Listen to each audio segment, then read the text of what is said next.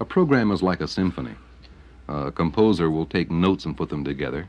All I can do as a non-musician is to take records and put them in a sequence that builds a structure that reflects and stimulates my feelings. And fortunately, I'm in a position to do it so that other people can share it with me. I've always been asked, how did you learn to play jazz music the way you did? And of course, I always tell the same story that I heard Clifford Brown on a program led by, of course, Willis Conover.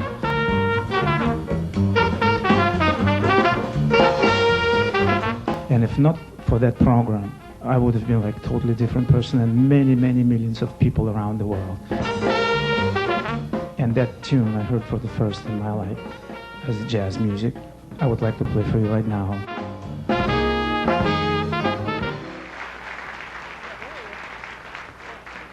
My name is Willis Conover. This voice was amazing. Willis Conover speaking. A very soft baritone. The Voice of America Jazz Hour. And commanding at the same time. Lester Young in Washington, D.C., 1956.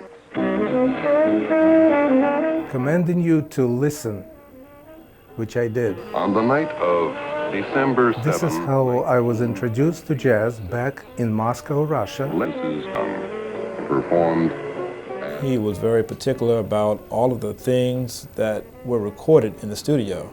Make one mistake, hear a pop on the tape, because we were using vinyl, not CDs at the time, and we would have to start all over. And one day I was working on a show for him. It was 150 pops that I had to edit. Not electronic editing. Back in the 70s, it was old-fashioned editing with the razor blade and the tape.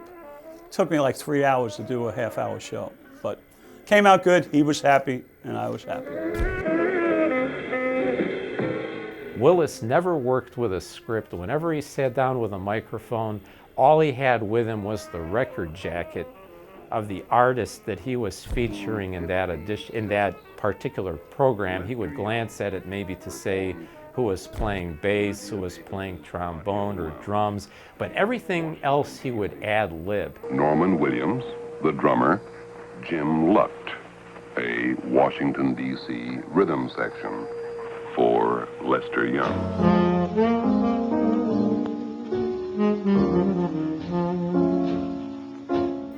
He liked his privacy. Nobody knew where he lived. I had his address because I picked him up every day and drove him home in the afternoon. But the same with the studio that we worked in and did our programs in every day.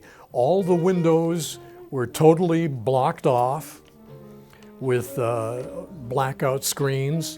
The doors were always locked. But when I would be driving him around DC, whether we were going to get his mail, which he never had delivered to his house. He always had it delivered to a post office box in another city, actually, surrounding DC. He would point out various buildings and tell me that used to be a jazz nightclub. That's the corner where he was met by Stan Kenton. The other corner was where he spent an afternoon with Duke Ellington.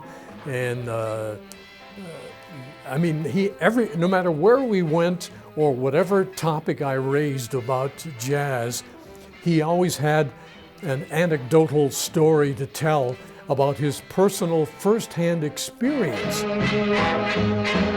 Very knowledgeable, loved the music. Not only did he love the music, but he loved the people who played the music. But one question I asked when I got here to DC, to VOA, is why are there so many restrooms on every floor? And the answer was, well, back a couple of decades ago, there were colored washrooms and there were white washrooms. So they had like twice as many as they needed because the building was segregated, as was all of DC. But Willis was always an integrationist person. And I would say that the majority of his best friends were musicians and the majority of them would be black people. What a wonderful world. I was with him until the very end. I went to the hospital one day, maybe a week after he'd been admitted. By this time, he was hooked up to tubes in his veins. He had breathing apparatus, and he called me over to the bed. Well, the nurse was walking by as he was whispering in my ear about, look, you got to get me out of here so we can get back and prepare this program. He could barely talk. And the nurse called me aside and said, look, if you try to get him out of here, he's not going to make it to the front door. I mean, that's how dependent he was on the medical equipment that was keeping him alive. He was basically on total life support at that time.